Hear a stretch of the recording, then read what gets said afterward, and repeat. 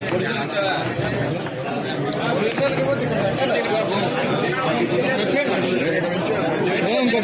పెట్టాలి పట్టుకెళ్ళిపోయారు. ఫోటో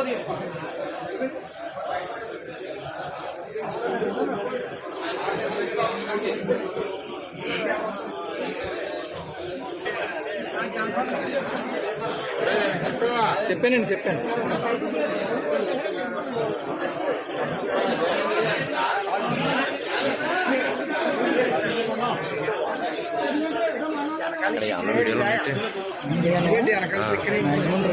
కొట్టడానికి వచ్చారంటే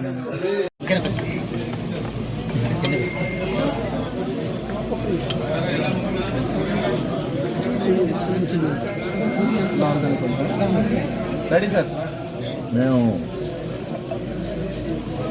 పవన్ కళ్యాణ్ గారు లాంటి సభ్యత పద్ధతి ఉన్న మనిషి దగ్గర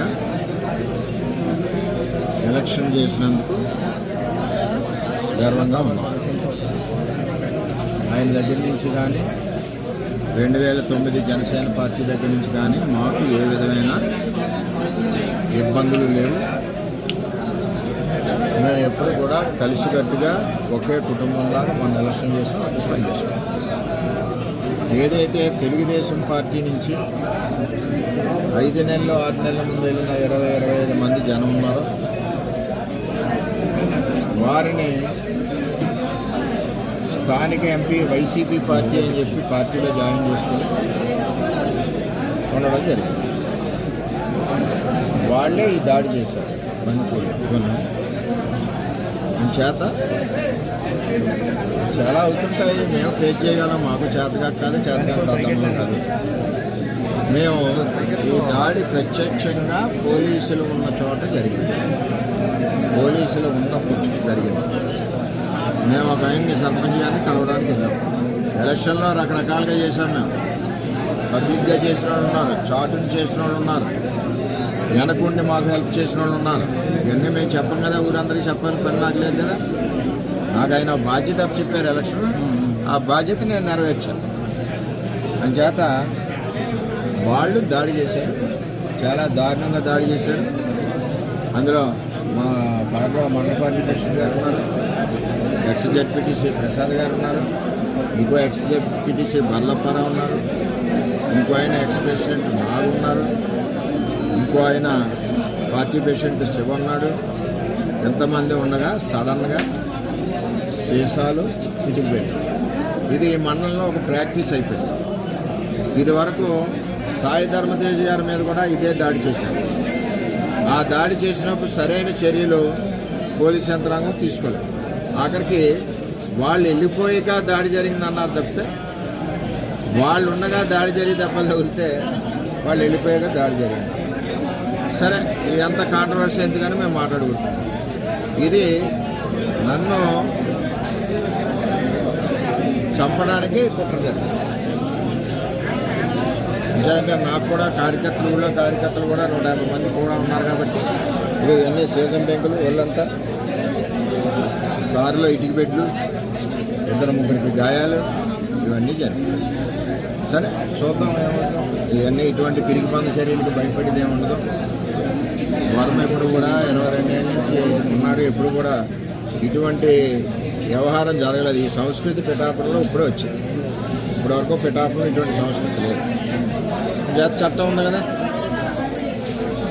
రిపేర్ చేయించిన కాదు సెంట్రల్లోనే ఉంచేస్తా. పోలీసు సరైన నిర్ణయం తీసుకునే వరకు ఆ కారు ఈవేళ ఇక్కడ గెస్ట్ హౌస్ దగ్గర ఉంది, రేపు రోడ్డు మీద సెంటర్లో పెట్టేస్తా లాక్ చేసి. కొత్తగా తెలుగుదేశం పార్టీ నుంచి కొత్తగా వెళ్ళిన జనసేన నాయకులు బండిపూడి సంబంధించి ఇంకా ఉన్నారు. వాళ్ళ చరిత్ర కూడా ఇదివరకు అదే. అందుకనే పార్టీలోంచి పంపించాము, ఆ పార్టీలో తీసుకున్నారు.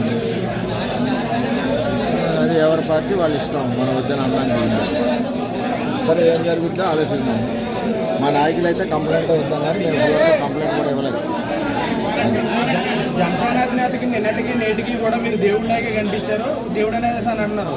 ఇప్పుడు జన సైనికులు కానీ నాయకులు కానీ విధమైన చర్యలపై ఏ విధమైన జనసేన నాయకుడికి కానీ 2009 జనసేన తమ్ముళ్ళకి కానీ మాకు కానీ ఏ విధమైన ఇబ్బందులు గొడవలు లేవు, అంతా కుటుంబంలో ఉంది. ఏదైతే తెలుగుదేశం పార్టీ నుంచి వెళ్ళిన నాయకులు ఉన్నారో 20-25 మంది, వాళ్ళందరూ మా పార్టీ కార్యకర్తల మీద దాడులు చేస్తున్నారు, మా మీద దాడి చేస్తున్నారు, నా మీద ఫస్ట్ టైం ఈ విధంగా చేస్తూ ఉన్నారు. చట్టం ఉంది కదా, చూద్దాం. మా నాయకులు అయితే ఇప్పుడు వరకు కంప్లైంట్ ఇవ్వలేదు.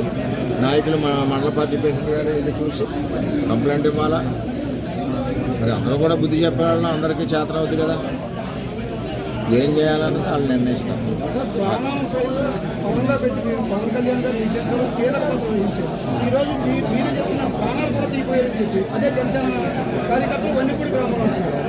ఇక్కడ సవరణ జనసేనలోకి తెలుగుదేశం పార్టీలోంచి వెళ్ళిన జనసేనకు వెళ్ళిన కొత్త జనసేన కార్యకర్తలు అని చెప్తున్నాను.